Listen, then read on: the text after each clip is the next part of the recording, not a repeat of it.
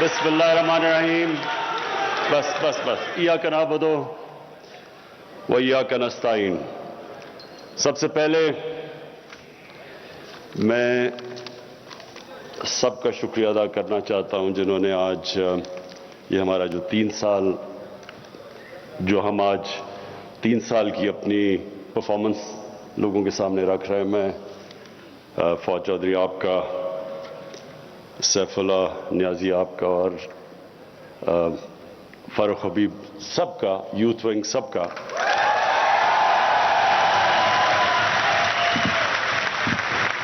کہ اور ایک سب کو ویلکم کرتا ہوں یہاں.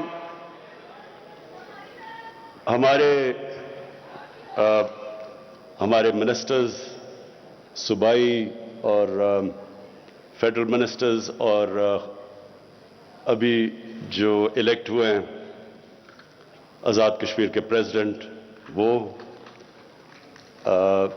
گلگت بلتستان کے چیف منسٹر، گورنرز، سب کو میں آج یہاں ویلکم کرتا ہوں.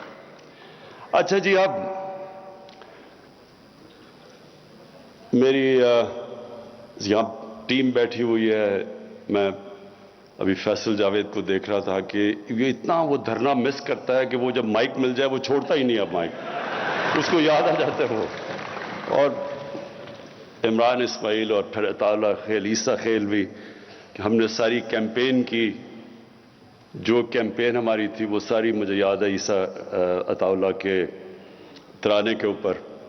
اور پھر ابرار، آپ کا بھی جو ٹیلنٹ ہے ماشاءاللہ میں داد دینا چاہتا ہوں، بڑا ورسٹائل ہے آپ کا ٹیلنٹ. اور اب مجھے سمجھ نہیں آ رہی کہ میں اپنے گورنر عمران اسماعیل کو کس طرح اس کو داد دوں، کیونکہ اس میں اب پتہ نہیں پوٹینشیل یہ ترانوں کا زیادہ ہے یا اس کی گورنرشپ میں زیادہ ہے، لیکن اس کا زمان سب کو دینا چاہتا. اچھا جی، میں یہ 3 سالہ جو ہماری پرفارمنس ہے وہ آپ کے سامنے رکھنے سے پہلے میں ایک چیز، کیونکہ جو یوتھ ہے یہ ہمارا فیوچر ہے، ہماری زیادہ تر آبادی، ہماری آبادی یوتھ ہے. 30 سال کی عمر سے کم اکثریت ہے ہماری ملک میں. تو اس لیے یوتھ میں خواتین بھی شامل ہوتی ہیں، وہ علیحدہ نہیں ہے یوتھ سے. اچھا ایک منٹ، یوتھ ونگ آپ نے چپ کر کے شور نہیں بچانا، آرام سے سننی ہے میری بات. اب سنیں، نعرے نہیں، ابھی نعرے نہیں. اچھا جی سنیں، میں سب سے پہلے اپنی صرف یہاں بھی لیکن سارے پاکستان کی یوتھ کے لیے جو پیغام میں آج دینا چاہتا ہوں وہ یہ کہ دیکھیں، جب ہم 5 وقت کی نماز میں، وہ کئی 5 وقت پڑھتے ہیں کئی نہیں پڑھتے، لیکن نماز میں ہم ایک چیز مانگتے ہیں، اور وہ ہے کہ اللہ ہمیں ان کے راستے پہ لگا جن کو تو نے نعمتیں بخشیں، اس راستے پہ نہیں جو اپنی تباہی کے راستے پہ نکل گئے. میں صرف چاہتا ہوں کہ اس کے اوپر غور کریں، کیونکہ جو زندگی کا فلسفہ ہے وہ اس چھوٹے سے آیت کے اندر ہے. اگر آپ اس کو سمجھ جائیں تو آپ کو سمجھ آ جائے گی کہ انسان عروج پہ کیسے جاتا ہے اور انسان اپنے آپ کو تباہ کیسے کرتا ہے. یہ صرف اسی میں ہے، اور اسی لیے اللہ نے ہر روز 5 وقت آپ کو صرف یہ کہا ہے مانگنے کے لیے کہ اللہ مجھے اس راستے پہ لگا، اس راستے پہ نہیں جو تباہی کا راستہ ہے، جو عروج کا راستہ ہے. اور وہ جو عروج کا راستہ ہے وہ کس کا راستہ ہے؟ وہ سب سے اللہ کے محبوب، سب سے عظیم انسان، جو کبھی نہ اس طرح کا عظیم انسان آیا ہے اور نہ آئے گا، ہمارے نبی صلی اللہ علیہ وسلم. اب یہ سمجھنے کی بات ہے جب اللہ ہمیں حکم دیتا ہے کہ ان کی زندگی سے سیکھو تو اللہ بے نیاز ہے. یہ صرف وہ ہماری بہتری کے لیے اللہ کہتا ہے.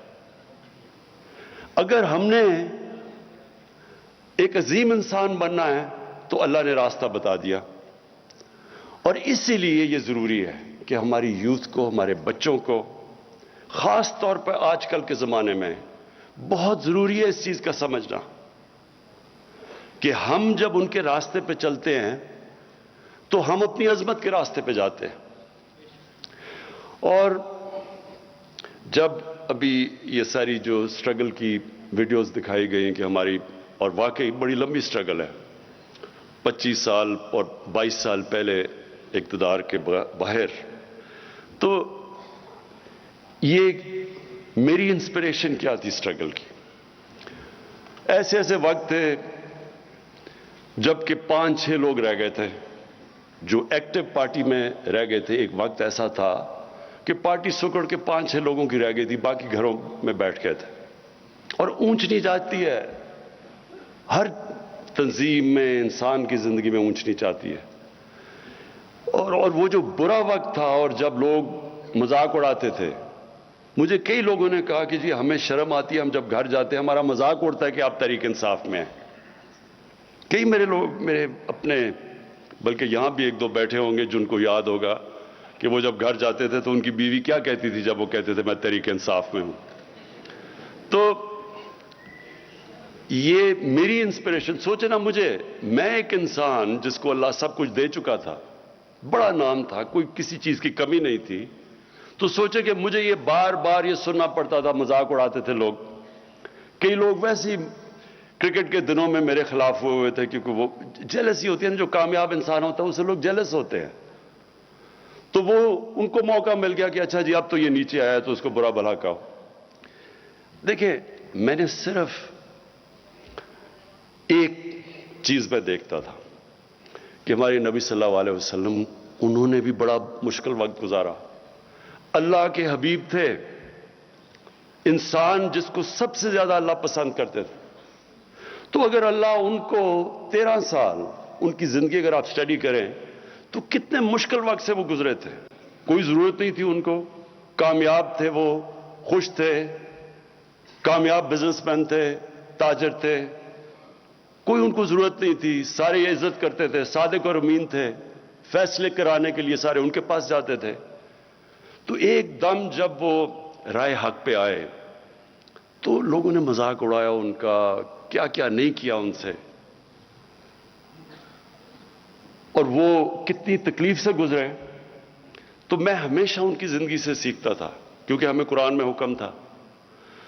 اور یہ آپ سب کے لیے، اور میں خاص طور پہ اپنے یوتھ کے لیے کہنا چاہتا ہوں. دیکھیں، یہ جو 2 راستے ہیں کہ ان کے راستے پہ لگا جن کو نعمتیں بخشیں، تو کیا وہ نعمتوں کا راستہ آسان راستہ ہے؟ اگر آسان ہوتا تو سب سے زیادہ نعمتیں تو انہوں نے نبی صلی اللہ علیہ وسلم کو بخشی تھی. تو ان کا تو بڑا مشکل راستہ تھا. کہنے کا مقصد یہ ہے کہ جو ایک قرآن کی ایک آیت ہے کہ جس کو تم اپنے لیے اچھا سمجھتے ہو وہ برا ہے، وہ کئی دفعہ تمہارے لیے برا ہے، اور جس کو تم برا سمجھتے ہو وہ اچھا ہے.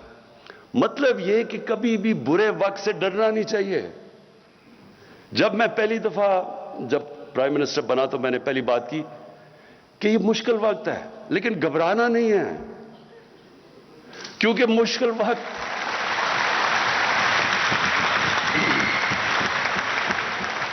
کیونکہ میں نے تو اپنی ساری زندگی مشکل وقت دیکھے ہیں. جب آپ سپورٹس کھیل رہے ہیں اور اوپر کوشش کر رہے ہیں کہ سارے ملک میں ٹاپ 11 کھلاڑیوں میں آؤ، پھر دنیا کا مقابلہ کرو، تو وہاں تو اونچ نیچ ہوتی ہے، ہار جیت ہوتی ہے. کئی دفعہ لوگ تالیاں بجا رہے ہیں، وہی آپ گراؤنڈ میں جا رہے ہیں تو سارا اسٹیڈیم تالیاں بجا رہا ہے، اور وہ آپ 0 پہ آؤٹ ہو کے واپس آ رہے ہیں تو وہی 2 منٹ میں سوئچ کر کے آپ کو گالیاں نکال رہے ہیں، مذاق اڑا رہے ہیں آپ کا. تو یہ اونچ نیچ زندگی کا حصہ. اور جو سپورٹس ہیں یہ سب سے زیادہ آپ کو تیار کرتی ہیں سٹرگل کرنے کے لیے، کیونکہ مسلسل سٹرگل ہے، یا آپ ہار رہے ہیں جیت رہے ہیں. تو اس لیے جب پاکستان کے نوجوانوں یہ کبھی یہ نہ سمجھنا کہ زندگی آسانی سے ہو جائے گی. اگر آسان زندگی ہے تو اس کا مطلب کہ آپ زندگی میں آپ کی کوئی حیثیت نہیں ہے. جو بھی انسان رائے حق پہ کھڑا ہوتا ہے اس کو مشکلوں کا سامنا کرنا پڑتا ہے. جو بھی اللہ نے پیغمبر دنیا میں بھیجے وہ ساروں نے مشکلوں کا سامنا کیا, اور وہی آپ مانگتے ہیں وہ راستہ. لوگ چاہتے ہیں آسانیاں, لیکن راستہ مانگ رہے ہیں نعمتوں کا جس کو اللہ نے نعمتیں بخشی ہیں. تو پہلے میں صرف آپ کو یہ تیاری کرنا چاہتا ہوں کہ دیکھیں, یہ کبھی نہ سمجھیں کہ جب مشکل وقت آتا تو رونا دھونا شروع کر دیں اور مشکل وقت آیا کیوں.